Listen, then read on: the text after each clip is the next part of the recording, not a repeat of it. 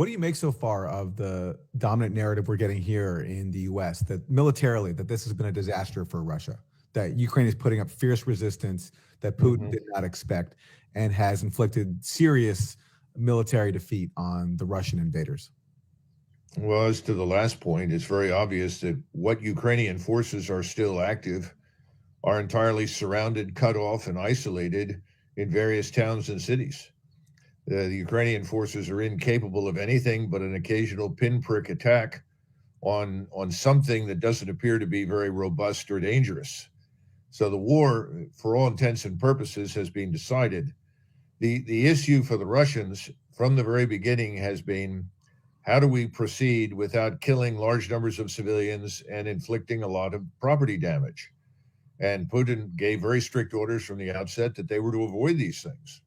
The problem with avoiding it is that it has slowed the progress of the operation to the point where it has given false hope both to the Ukrainians, but I think has been seized on by people in the West to try and convince the world that a defeat is in progress when in fact the opposite is the case. So the war itself at this stage of the game could be decided very, very rapidly, uh, permanently, if Putin were to give the order and allow the forces to disregard the concern for civilians and property damage. But he hasn't done that. He has continued to negotiate, even though he recognizes that the people sitting across from him really are not in a position to deliver very much. They're being told what to do. And it's very obvious that Washington wants this to continue as long as possible in the hopes that Russia will be desperately harmed. I just don't see that happening. This morning, the latest polling data was given to me from eastern Poland about Russia, and 70% of the Russian population is firmly behind Vladimir Putin. That's a very large percentage in any conflict for any president to enjoy. And that's His up almost forces have 10%. allegedly lost 2,000 dead.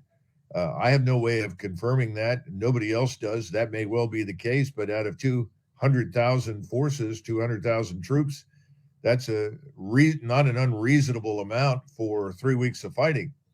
The thousands of Ukrainians who've been killed, soldiers, is anyone's guess because obviously Kiev isn't going to report that honestly. We're going to get inflated figures for their opponents and untrue figures for themselves.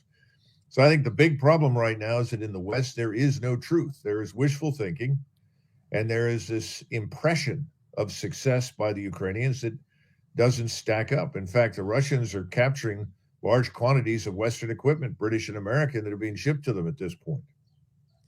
Yeah, we have a map from South Front, which I think might be more accurate than the Kagan's think tank, the Institute for the Study of War.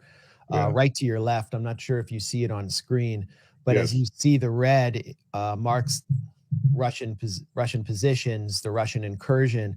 And if you look to the north of Ukraine, just north of Kiev, you can see Russia forming positions around Kiev and essentially encircling. That's my view, encircling divisions of the Ukrainian military. And then in the east, there's a rapid advance, not only of Russian forces, but forces from Lugansk and Donetsk, who are technically, according to the U.S., Ukrainian. And you can see pockets there, which I would call cauldrons. Can you give us an assessment based on what you see of this map as of March 14th? Well, on the southeastern side, towards the bottom, you have as many as 60,000 Ukrainian troops that are completely surrounded in what the Russians are referring to as a cauldron. That's been going on for several days now. No one knows what the status of those forces is. They're probably running out of water, supplies, ammunition. The Russians would prefer that they surrender. Some have, but there may be pressure now to end this, which would result in the mass slaughter of some 60,000 troops. And I don't think the Russians are interested in that. I think what the Russians are interested in is what you see. They've gone to the large population centers. They've tried to avoid the central portion of Ukraine because that's the agricultural area. In fact, Russian troops have been told to stay out of the fields. The Russians realize that we're on the verge of spring planting in Ukraine. They're not interested in destroying the wheat and barley crops at all. They would prefer to see that go ahead. So the issue for the Russians right now is that everything worth controlling is controlled. This notion that you hear over and over and over again on television, well, they haven't increased their territorial control. They're not interested in territory. The entire operation from day one was focused on the destruction of Ukrainian forces. That's largely complete with the exception of those that are still surrounded. They've got a huge problem in Mariupol, which is off to the right, where you have roughly 3,000 of these fanatical fighters in the Azov regiment or battalion, whatever you want to call it, who are refusing to allow any of the civilians in the city to leave. In fact, I saw footage this morning of these Ukrainian Azov troops telling the population there, you can't leave, even though the Russians had opened a corridor for humanitarian assistance and evacuation. Again, these things are not reported in the West because it tends to damage the narrative. So my great concern is the determination to annihilate the Azov crowd could result in real destruction in Mariupol, which would be terrible for the people there. But again, one doesn't know what the thinking is at higher levels. I suspect there's a desire to end this, get this over with. But as long as Zelensky stalls, the more Ukrainian forces will be killed. And it doesn't make any difference how much we try to ship into Ukraine. They can't assimilate it and use it effectively in any case at this point. But again, this satisfies the narrative that the Russians are losing, Putin is evil and must be driven out, and he's the aggressor. All of the information going back to 2014 and earlier is essentially deleted from the discussion. The fact that they've lost 14,000 people killed in the war since 2014 that the Ukrainians have waged relentlessly against the Russians in the East, that's ignored. So it's very tragic, but I think what will happen is the truth will out. Eventually, this will end. The Russians will be successful in what they've set out to do, and the Ukrainians will be destroyed. I'd rather not see that. I don't think Putin wants to see that. Remember, he's fighting against people that he largely considers to be very much like himself.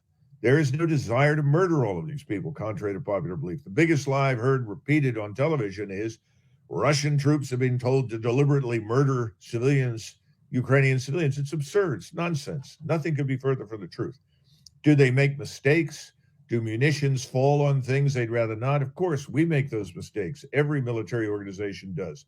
But it is as ridiculous to assert that the Russians are deliberately murdering civilians as it was to assert when we were in Vietnam or then subsequently involved in other wars in the Middle East that we were deliberately murdering civilians. We were not. We didn't always tell the truth about it. In the sense when we made mistakes, we tried to dress it up. But the truth is we never set out to do those things. I don't see any evidence that they are doing it either. If they were, this would have been over 10 days ago.